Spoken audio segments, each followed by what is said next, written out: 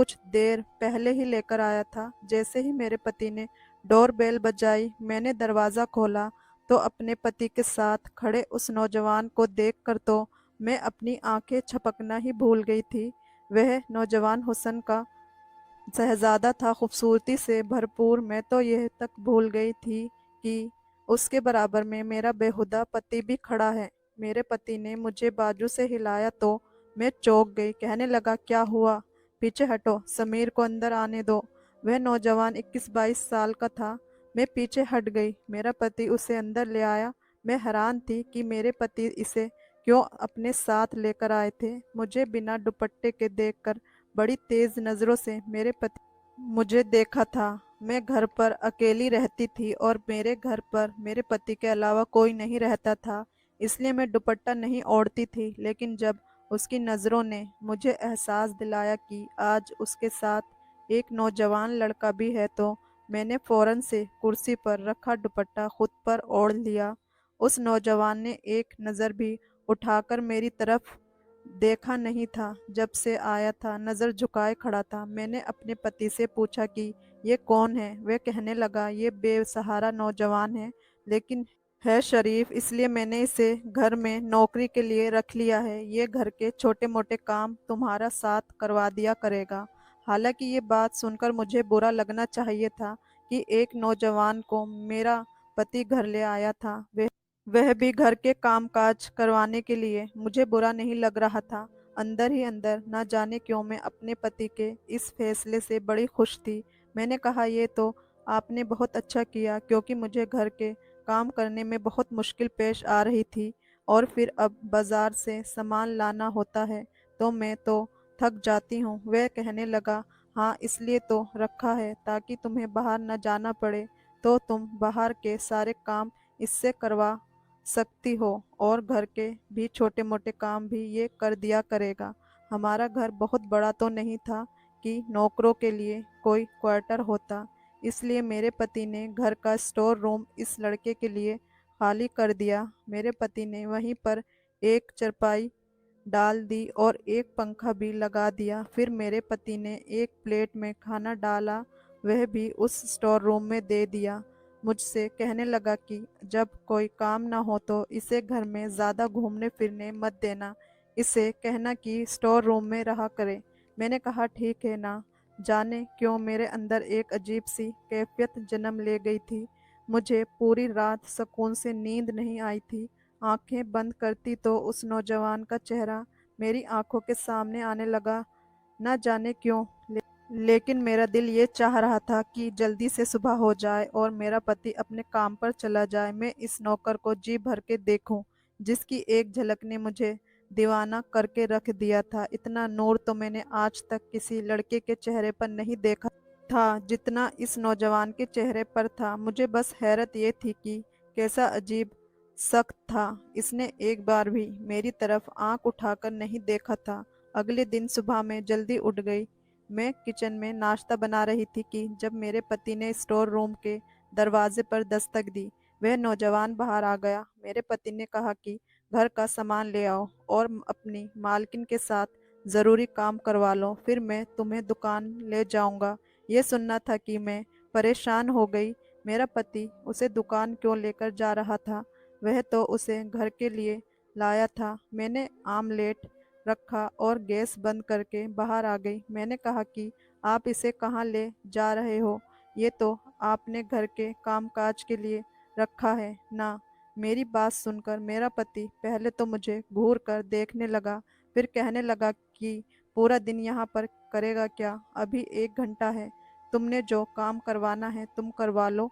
मैं उसे अपने साथ दुकान ले जाऊंगा और फिर रात को यह मेरे साथ आया करेगा और रात को भी तुम्हारे साथ जो काम होगा करवा दिया करेगा। यह सुनकर मैं उदास रह गई थी। मैंने नाश्ता बेदिली से बनाया। वह नौजवान किचन में आ गया। कहने लगा, दीदी, कोई काम है तो बता दीजिए। मैंने पलट के उसकी तरफ देखा। वह अब भी नज़र झुकाए हुए बात कर रहा था। उसके दीदी कहने पर तो मेरे तन बदन में आग लग गई थी। ठीक है कि मैं उससे कुछ साल बड़ी थी, लेकिन दीदी तो बिल्कुल नहीं थी। मैंने कहा, देखो, मेरा नाम सनम है, मुझे सनम कहा करो, मैं इतनी बड़ी नहीं हूँ कि तुम मुझे दीदी बोलो। मैंने बड़े गुस्से में उससे ये कहा था। फिर मैंने गुस्से से बर्तन सिंक में रखे और उससे कहा कि बर्तन धोकर और किचन साफ सफाई कर कर फिर जाना। ये कहकर मैं बाहर आ गई। मेरा पति तैयार हो रहा था। तैयार होकर जब तक वह नाश्ता करके निपटा तो वह नौजवान भी किचन की साफ सफाई कर चुका था। बाजार से सामान भी ले आया था।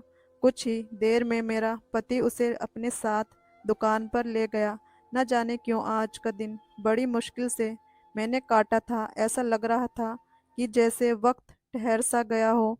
मैं बार बार घड़ी की सुइयां देखती रही। हालांकि रोजाना मेरा वक्त यूं ही गुजरता था, लेकिन घर के कामों से मुझे फुर्सत नहीं मिलती थी। दिन बहुत जल्दी गुजरा हुआ सा महसूस होता था, लेकिन आज तो ऐसा था जैसे वक्त कट ही नहीं रहा हो। मैं अपनी बेचैनी से बहुत परेशान थी। बार बार मुझे इस नौजवान का ही ख्याल आ रहा था। जैसे ही रात को मेरे पति के आने का वक्त हुआ, मैं जल्दी से कमरे में गई। एक अच्छे से कपड़े पहने, मेकअप किया और अपने बाल भी खुला छोड़ दिए। हालांकि मेरी शादी को 7 साल हो चुके थे और मैं अपने पति के लिए कभी यूं तैयार नहीं हुई थी। शादी के शुरू दिनों में ही 1 महीने तक मैंने खुद को सजाया संवारा था, लेकिन उसके बाद मैं घर के कामों से उलझ के रह गई थी। लेकिन ना जाने क्यों आज मेरा दिल चाहा कि अपने आप को सजाऊं संवारूं। मेरी गिनती खूबसूरत औरतों में होती थी। मेरी उम्र 30 साल के लगभग थी, लेकिन मैं बेहद खूबसूरत थी। देखने वाले मुझे शादीशुदा भी नहीं समझते थे। जब मैं अपने पति के साथ कहीं जाती तो सभी मुझे हैरत भरी नज़रों से देखते थे, क्योंकि मेरा पति देखने में ज़रा भी खूबसूरत नहीं था।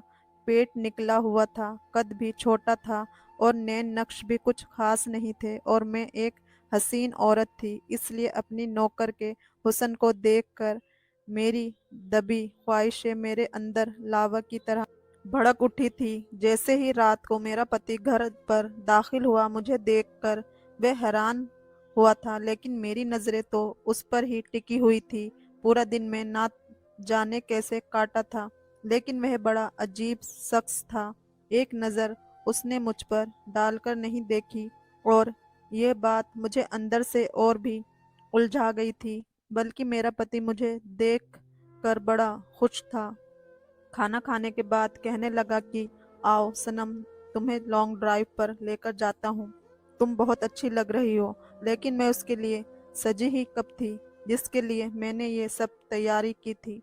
उसने तो एक आंख भरकर भी मुझे नहीं देखा था। मैं चाहती थी कि वह मुझे देखे और देखकर अपने होश खो दे, क्योंकि मैं भी हुस्न में कम न थी। लेकिन वह तो सीधा स्टोर रूम में चला गया। मैंने अपने पति से कहा कि मेरे सर में दर्द है, मुझे कहीं नहीं जाना। ये कहकर मैं अपने कमरे में चली गई। बड़ी ही बेदिली से मैंने चूड़ियां उतारकर सामने ड्रेसिंग पर रख दी। अपनी ज्वेलरी उतार, बालों का जूड़ा बनाकर बालों को क्लेचर लगा लिया और कपड़े भी बदल लिए। मुंह भी धो लिया। अब मैं सोचने लगी कि किस तरह से इस नौजवान को अपने पास खींचें। मेरे दिमाग में बस एक ही तरकीब आई थी। अपने पति के उठने से पहले मैं छत पर चली गई, धुले हुए कपड़े उतारे और सीढ़ी उतरते हुए जानबूझकर अपना पाँव मोड़ लिया, और मैं अपना बैलेंस ना बना पाई और दमादम सीढ़ियों से गिर गई। मेरे पैर पर अच्छी खासी मोच आ गई थी। घुटना अलग सूज गया था। मैं रोने लगी, चिल्लाने लगी। मेरा पति और वह नौजवान दोनों ही अपने कमरे से निकलकर बाहर आ गए। मुझे मेरे पति ने जब छत की सीढ़ियों के नीचे देखा तो कहने लगा, क्या हुआ? मैंने कहा कि मेरा पाँव टूट गया है। जब वह मुझे खड़ा करने लगा तो मेरी तो चीख निकलने लगी। मैं सचमुच में अपने पैर की हड्डी तोड़वा चुकी थी। मेरा पति मुझे सहारा देते हुए गाड़ी में बिठाकर हॉस्पिटल ले गया। डॉक्टर ने बताया कि मेरे पाँव की हड्डी टूट चुकी है। मेरे प्लास्टर बांध दिया गया और मैं बेड पर आकर लेट गई। मेरा पति बेहद परेशान था। कहने लगा कि अब मैं काम पर कैसे जाऊं? ऐसा करता हूं कि इस लड़के को भेज देता हूं। फिर कहने लगा कि इसे तो अभी दुकान पर गए हुए दिन ही कितने हुए हैं, इसे तो दुकानदारी का पता भी नहीं है। मैंने कहा कि आप अपनी दुकान पर जाओ, इस लड़के को यहाँ छोड़ जाओ। अगर मुझे किसी चीज़ की ज़रूरत होगी तो मैं इसे कह दूंगी। मेरा पति भी मेरी बात मान गया। वे काम पर चला गया और मैं बेहद खुश थी। हालांकि मेरे पाँव से दर्द की टीस उठ रही थी। मेरा घुटना हिलने से इनकार कर रहा था, लेकिन मेरा दिल बड़ा ही बेफिक्र था। पति के जाते ही मैंने इस नौजवान को पुकारा और साथ ही अपना दुपट्टा उतारकर सामने सोफे पर फेंक दिया। जैसे ही वह मेरे कमरे में दाखिल हुआ, नजरें झुकाए कहने लगा, जी कहिए, मैं ये चाहती थी कि वह मुझे देखे। मैंने उसे कहा कि इधर आओ। वह मेरे पास आ गया, कहने लगा, क्या चाहिए आपको? वैसे मैंने खाना बना दिया है, मुझे खाना पकाना आता है और किचन और घर की सफाई भी कर दी है। मैंने उससे कहा कि इधर बैठो। ये सुनकर उसकी नज़र मुझ पर पड़ी थी, लेकिन उसने फौरन ही अपनी नज़रें फेर ली थी और 3-4 कदम पीछे हट गया। कहने लगा, अगर आपको किसी चीज़ की ज़रूरत है तो मुझे बता दें। यह सुनकर मुझे उस पर गुस्सा आने लगा। मैंने कहा, मेरे पैर में बहुत ज़्यादा दर्द है और मुझे कमरे में घबराहट हो रही है। मुझे बाहर लाउंज में बैठना है। मुझे सहारा देकर बाहर बैठा दो। मैं चाहती थी कि वह मेरे करीब आए। यह सुनकर वह हैरत का शिकार हुआ था। वह कहने लगा कि मैं ऐसा नहीं कर सकता। रात को साहब जी आएंगे तो ही आप बाहर आ सकती हैं। ये कहकर वह कमरे से बाहर निकल गया। मुझे इस पर जी भर के गुस्सा आने लगा था। वह समझता क्या है खुद को? जितना मैं उसके पास जाने के बहाने ढूंढती हूँ, उतना ही मुझे कतराता है। लेकिन एक बार मुझे मौका मिल गया।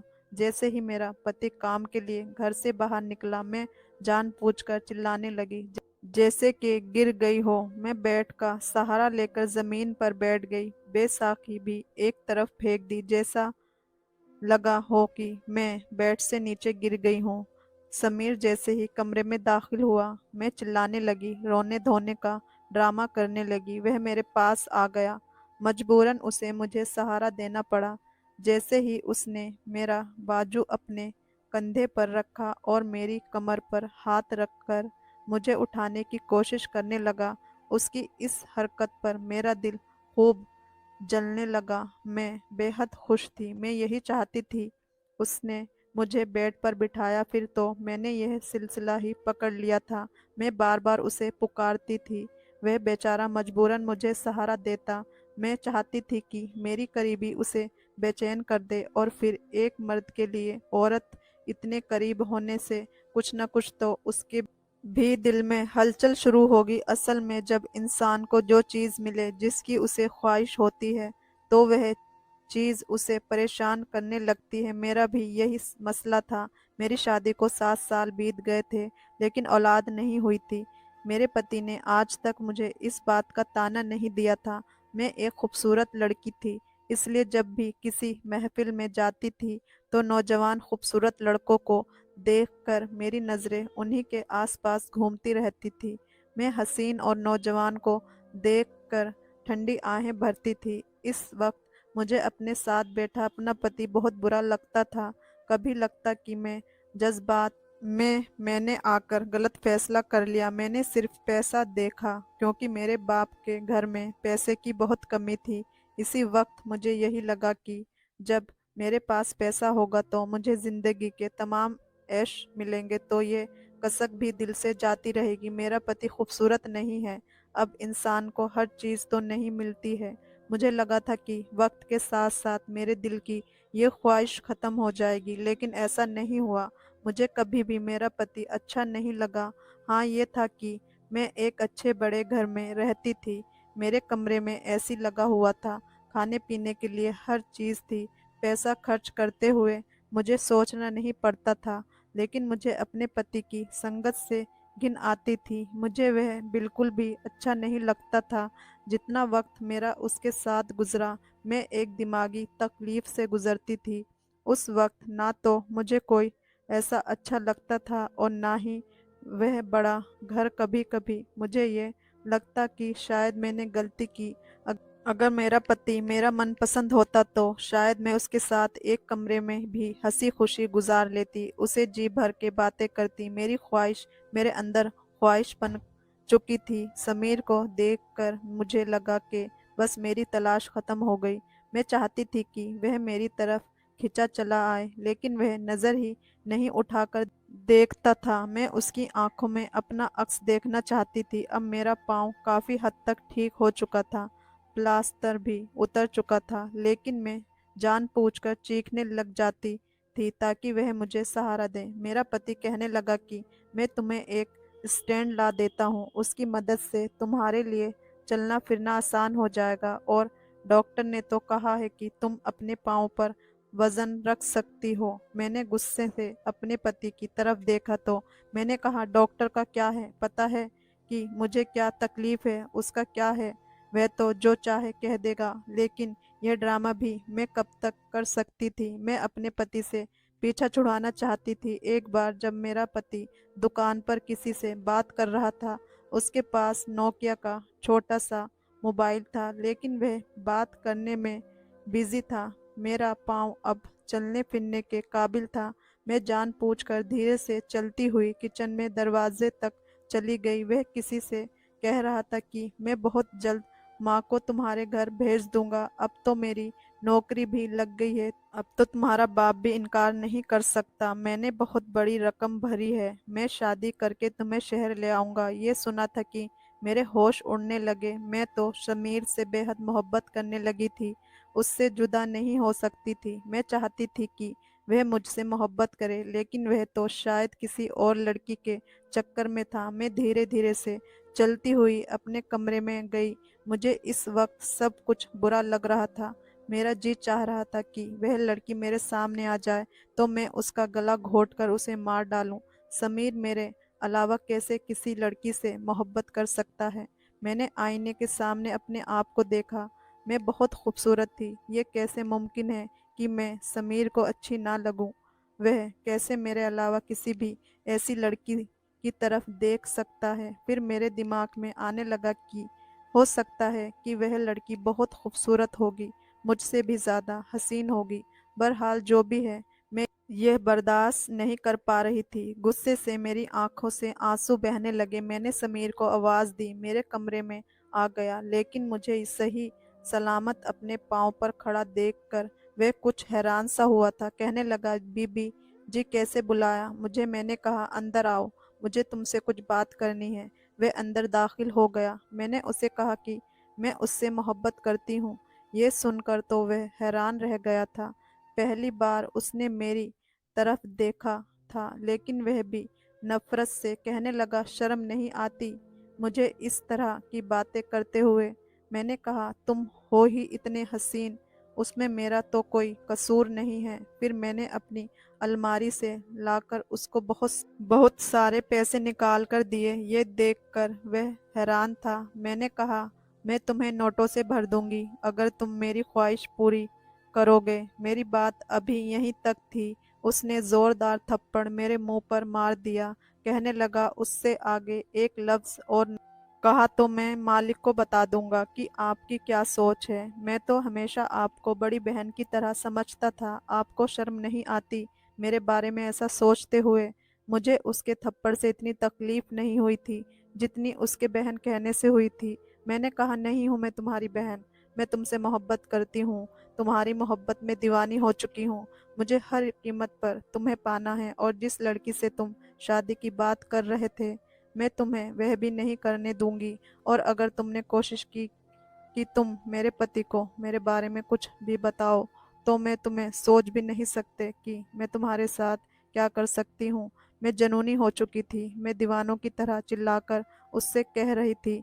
ये सुनकर वह फौरन से कमरे से बाहर निकल गया। अगले दिन जो कुछ उसने कहा, मैं तो होश खो बैठी थी। वह मेरे पति से कहने लगा कि मैं आपकी नौकरी नहीं कर सकता। मेरे पति ने कहा कि क्यों नहीं कर सकते? क्या तुम भूल रहे हो कि तुमने मेरे साथ 2 साल का कॉन्ट्रैक्ट किया है? मेरा पति कहने लगा कि इस दिन तुम रो रहे थे, हाथ जोड़ रहे थे कि मैं तुम्हें नौकरी दे दूं, और अभी तुम्हें नौकरी करते हुए 2 महीने नहीं गुजरे। वह कहने लगा कि मैं आपको वजह नहीं बता सकता। मेरे पति ने उससे कहा कि ठीक है, जो पैसे मैंने तुम्हें एडवांस दिए थे लौटा दो, मुझे वह वापस कर दो। पूरे 5 लाख की रकम मैं तुम्हें यूं ही नहीं दी थी। कि तुम 2 महीने में खुद नौकरी छोड़ो। मैंने तुम्हें घर पर इसलिए रखा था क्योंकि तुम एक शरीफ लड़के थे। तुम्हारे होते हुए मुझे फ़िक्र करने की ज़रूरत नहीं थी कि मेरी बीवी सुरक्षित नहीं है। मुझे इतना भरोसा है तुम पर, बस इसी वजह से मैंने तुम्हें रखा था। और वैसे भी मैं कल शहर से बाहर जा रहा हूँ, 3 दिन बाद वापस लौटूंगा, इसलिए 3 दिन तक मैं तुम्हें कोई छुट्टी नहीं दे सकता। वापस आकर तुम चले जाना और मेरी रकम मुझे वापस हर हाल में चाहिए। मेरे पति 3 दिन के लिए कहीं जा रहे थे। ये सुनकर तो मैं बहुत खुश थी।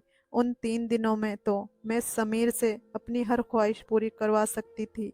समीर यह सुनकर बहुत परेशान हुआ था। अगले ही दिन मैंने अपने पति का बैग तैयार कर दिया। वे कहने लगा, इसका ज़रा ध्यान रखना, कहीं भागने की कोशिश ना करे।